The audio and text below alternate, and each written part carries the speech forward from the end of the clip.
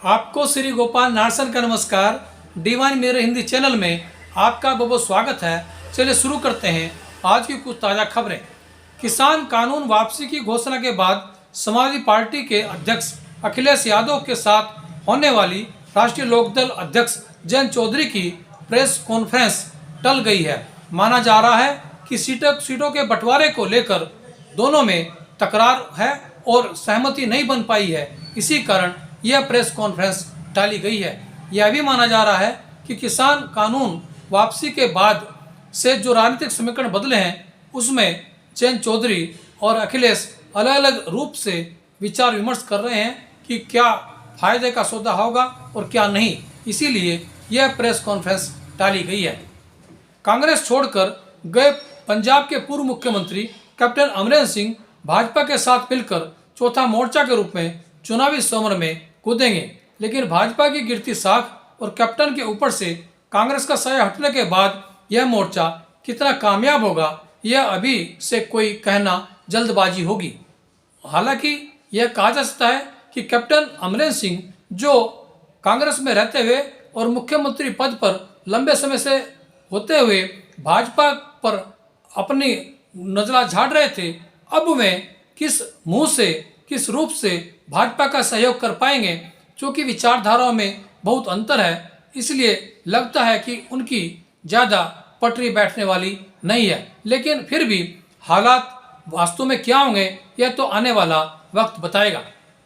Supreme court ने एक अहम फैसले में मृतक आश्रित द्वारा देरी से अनुकंपा के आधार पर मांगी गई नौकरी प्रभावित परिवार को तत्काल मदद की भावना के विरुद्ध मानते हुए उसे नियुक्ति के अयोग्य करार दे दिया।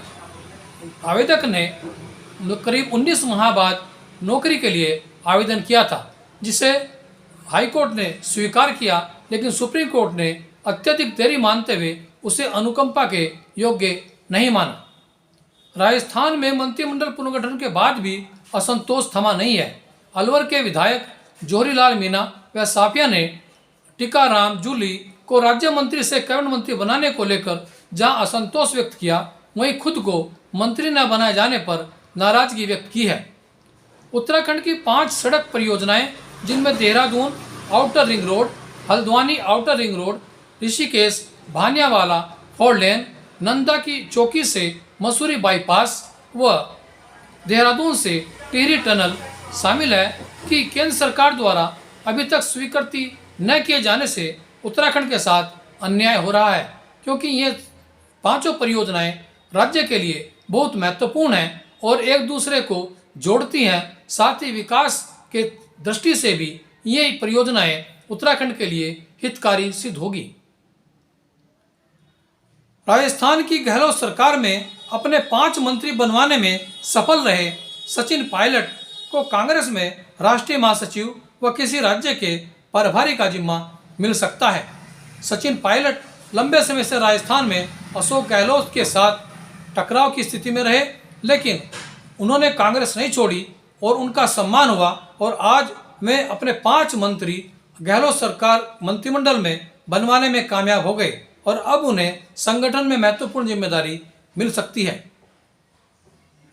हरिद्वार आए दिल्ली के मुख्यमंत्री अरविंद केजरीवाल ने उत्तराखंड के लोगों को आश्वासनों के सब्ज बाग दिखाए।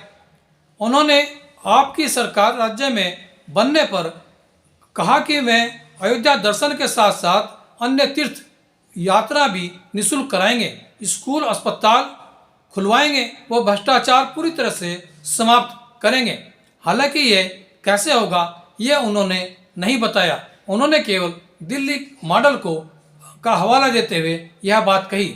हालांकि वे भूल गए कि दिल्ली को पूर्ण राज्य का दर्जा नहीं है और वह पर केवल म्युनिसिपल संबंधी यानी कि बिजली पानी सड़क जैसी मामलों को ही गृह विभाग में उनके पास नहीं है।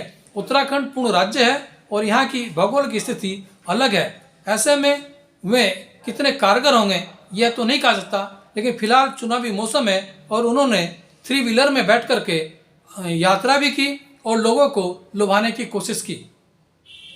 गैस कनेक्शन से मोबाइल नंबर अपडेट किए जाने के बिना अगले महीने से उपभोक्ताओं को गैस नहीं मिलेगी।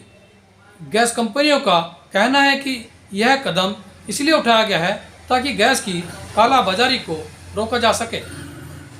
रुड़की में कांग्रेस ने मेरा बूथ मेरा गौरव अभियान के तहत नगर निगम में प्रशिक्षण कार्यक्रम आयोजित किया। इस प्रशिक्षण कार्यक्रम में बूथ स्तरीय कार्यकर्ताओं को प्रशिक्षण दिया गया।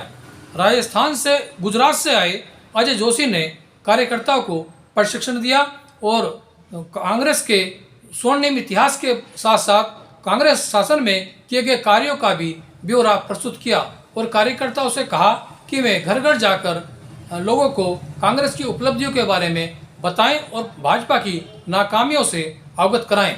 आज इस बुलेटिन में इतना ही। कल फिर हम नई खबरों के साथ हाजिर होंगे। तब तक के लिए श्री गोपाल नारसन को इजाजत दीजिए। जय हिंद, जय भारत, नमस्कार।